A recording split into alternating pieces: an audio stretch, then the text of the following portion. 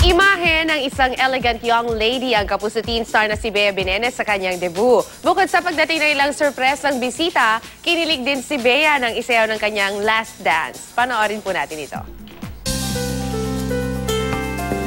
Simple pero elegante, yan ang naging tema ng debut ng Kapuso teen actress na si Bea Binenes.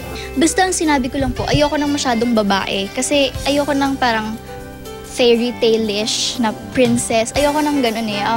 Wala lang kasi parang ang typical din sa mga debuts and then hindi talaga kasi ganun yung personality ko. Ngayong legally bina ang Starstruck Kids alumna, a wiser and more responsible Bea na ang aasahan ng lahat. A person who always who will always do her best with everything. At nang masilay na ng lahat ang debutant, an image of an elegant young woman naman ang sumalubong sa lahat ng bisita.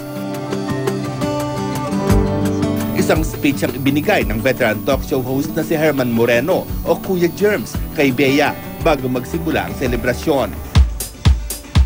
At pati ang bunsong kapatid ni Bea na si Benice, hindi nagpatalo ng hinandugan niya ng isang cute na dance number ang kanyang ate Bea. Ilang bigating pangalan din mula sa GMA News and Public Affairs ang imbitado sa debut ni Bea, tulad ni Mike Enriquez at Arnold Clavio. Pero hindi naman inaasahan ang pagdating ng ex-boyfriend ni Bea na si Jake Vargas. Sana maging maging malawak pa yung pag-iisip mo sa lahat ng bagay. Ayun, happy 18th birthday, sana maging masaya ka.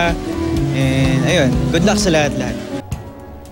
Hindi siyempre pwedeng mawala ang mga kaibigan at nakasama na ni Bea sa trabaho tulad ni Luis de los Reyes, Barbie Forteza, Crystal Reyes at Joyce Ching. Imbitado rin ang singer-actress na si Jessa Zaragoza, Glyza De Castro, Winwin Marquez at Gabby Garcia. Ilan naman sa 18 Roses ni Bea, sina Derek Monasterio, Jeric Gonzalez, Ken Chan, Enzo Pineda, Christopher Martin, Rojun Cruz at Ruru Madrid. At ang Last Dance ni Bea, walang iba kundi ang pambansang bae na si Alden Richards. I found Bea as one of the most sincerest persons in show business.